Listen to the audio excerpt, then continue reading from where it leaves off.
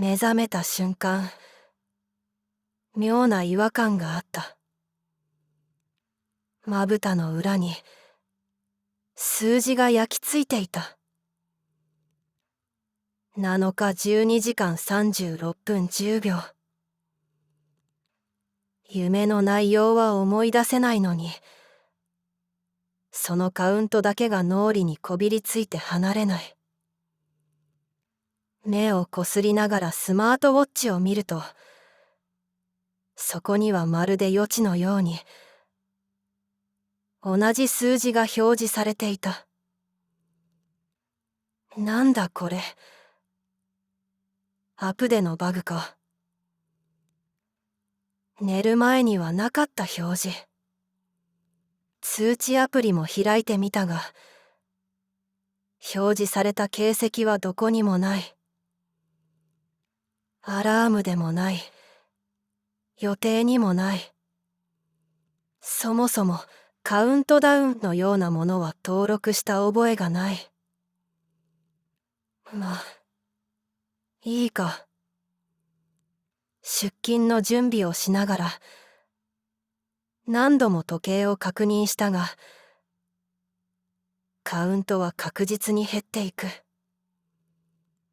時計の誤作動かと思い、再起動してみたが、再起動後もカウントは表示されたままだった。会社の昼休み。スマホで検索してみた。スマートウォッチ、謎のカウント。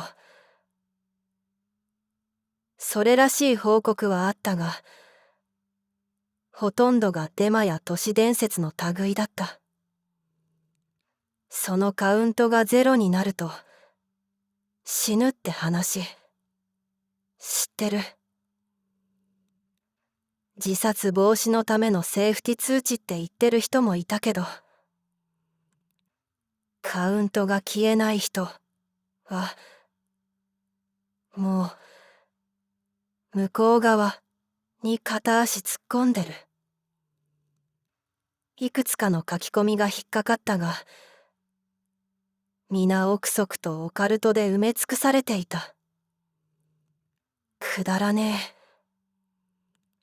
そうつぶやいて画面を閉じたはずなのに、心のどこかでその言葉が残っていた。家に帰り、風呂に入る前、腕から時計を外そうとしたとき、ほんの一瞬だけ、バイブレーションが走った。見慣れた UI に、異質な通知が重なった。睡眠中に異常な心拍数を検知。推定寿命、6日18時間。推定寿命。そんな機能、登録した覚えはない。睡眠トラッキングや脈拍測定ならわかるが、寿命の予測など、この時計の説明書にも書かれていなかった。ディスプレイを暗転させて鏡の前に立つと、自分の顔がやけに青白く見えた。まるで思想でも出ているかのように。翌朝、胸に違和感があった。圧迫感というより、皮膚の内側で何かが響いているような、得体の知れない重さ。スマートウォッチは無言だった。だが、数字は減っていた。5日23時間58分。睡眠の質、最悪。深い眠り、0分。レム睡眠、1時間。起生児のストレスレベル 95%。いつもならストレスレベルなんて冗談のようにスルーしていたが、その日ばかりは目をそらせなかった。会社のトイレで鏡を見た。顔色はやはり悪い。目の下にクマ。肌も乾いている。けれど、それ以上に奇妙だったのは、左手の内側に薄く赤い数字が浮かんでいるように見えたことだ。目の錯覚か、光の加減。スマートウォッチをはめていた跡が皮膚に数字として刻まれたように見える。5、2、4、1。慌てて水で流すと消えたが、しばらくしてみるとまた浮かんでいた。もう疲れてるだけだ。寝よう。薬でも飲んで。その夜、久しぶりに睡眠導入剤を服用した。だが、夢は異常だった。暗い部屋。自分が眠っているベッドを真上から誰かが見下ろしている。男だ。黒いスーツ。顔がない。目も鼻も口もただ綿のように滑らかな肌。なのに彼が何を考えているのか手に取るように伝わってくる。あと4日。お前はもうこっちに片足突っ込んでいる。そこで目が覚めた。だが腕時計は起動していた。画面には知らない通知があった。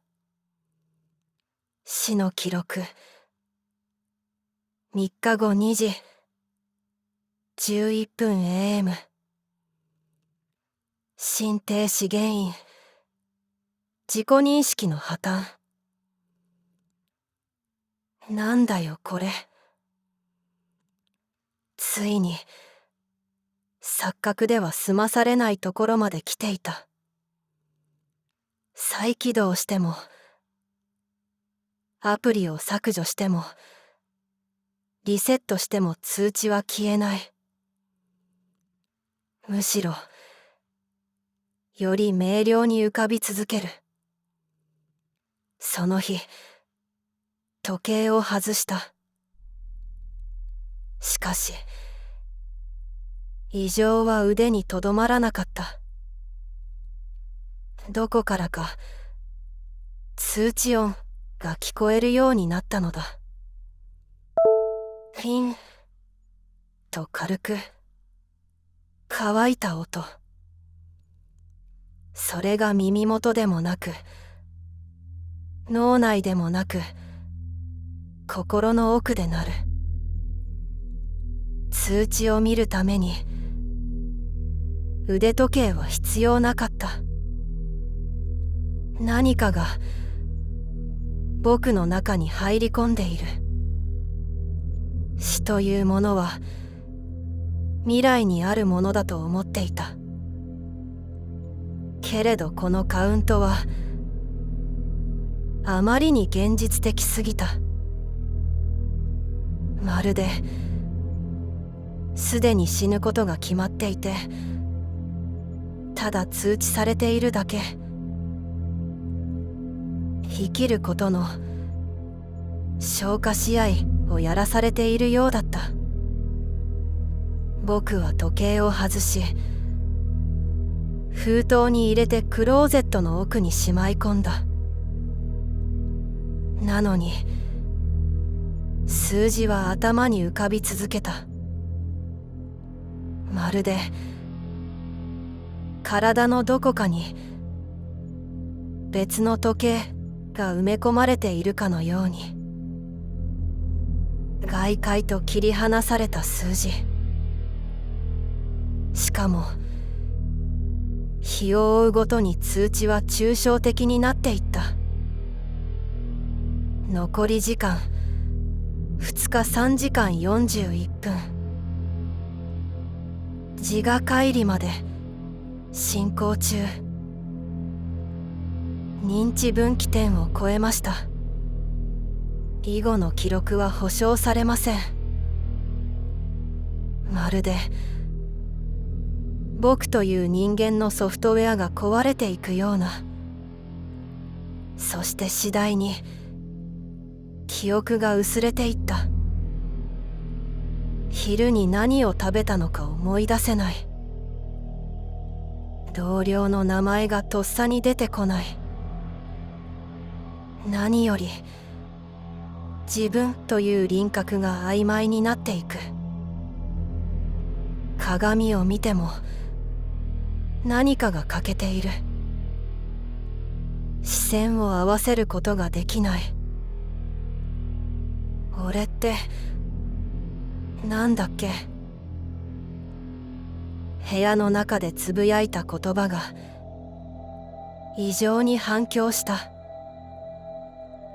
空間の端々から自分の声が繰り返されるように聞こえた。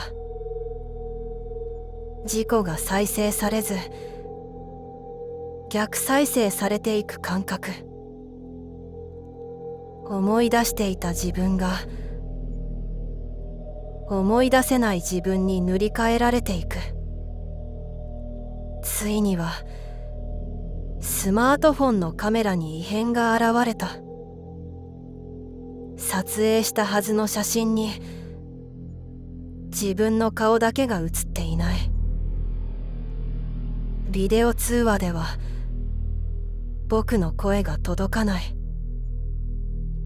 まるでこの世界から切り離されつつあるような錯覚。いや、錯覚ではない。通知が示すのは死ではなく世界からの剥離だったのだ。僕が僕であるための最後の座標が一つずつ剥がされていく。名前、声、姿、時間、記憶。そしてカウントは残り1分を示した。通知音はもう聞こえなかった。代わりに音が一切存在しない領域に踏み込んだような無音があった。スマートウォッチの画面が勝手に起動された。そこに表示された最後の通知は、記録の対象者はすでに終了しています。本体記録再開不可。お疲れ様でした。その瞬間、僕は気づいた。僕はまだ死んでいなかったのだ。けれど、死んだものとして世界から扱われる状態に達していた。死ぬとは、呼吸が止まることではない。誰からも認識されず、誰の記憶にも残らず、自分すら自分を思い出せないことなのだ。今、僕がこれを書いている意味もわからない。この文章が誰かに届く保証はない。そもそも、僕が誰だったのかを誰も知らない。スマートウォッチはクローゼットの奥でまだ光っている。時折カウントが0のまま何かを知らせようとしている。あなたにも届くだろうか。おしまい。